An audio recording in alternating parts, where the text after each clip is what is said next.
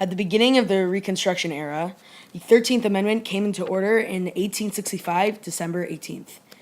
This amendment freed all existing slaves from their white owners. Thanks to Abraham Lincoln's Emancipation Proclamation and the 13th Amendment, newly freed slaves were able to start small communities outside of their old plantations.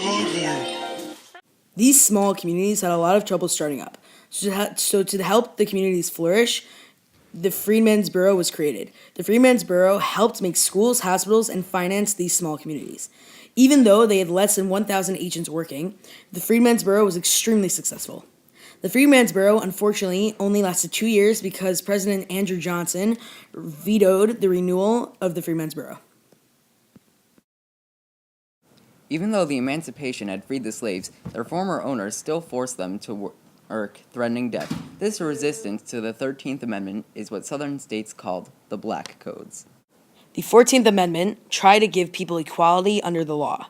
It was intended to give equality to all men born in the United States, whether born in any race. Unfortunately, it took almost a century for this amendment to be adopted by Southerners and to be used to its full effect. President Andrew Johnson, though he followed Lincoln's wish for ending slavery, he believed that black people, African Americans, had no place in modern society. Because of his racist beliefs, Johnson vetoed 2 helpful bills concerning civil rights. He also went against the Tenure of Office Act, which led to his own impeachment. Thaddeus Stevens was a radical Republican of the House of Representatives. Stevens campaigned for a bill that would take land from former plantation owners and give it to the former slaves.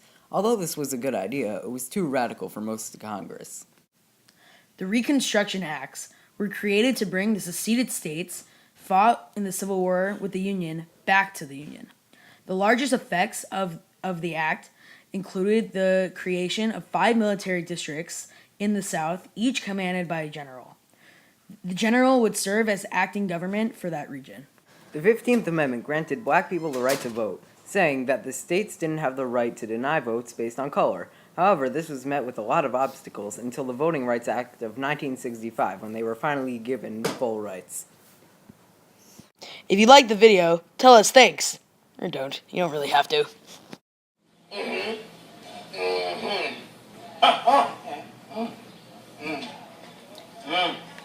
I know some of these words.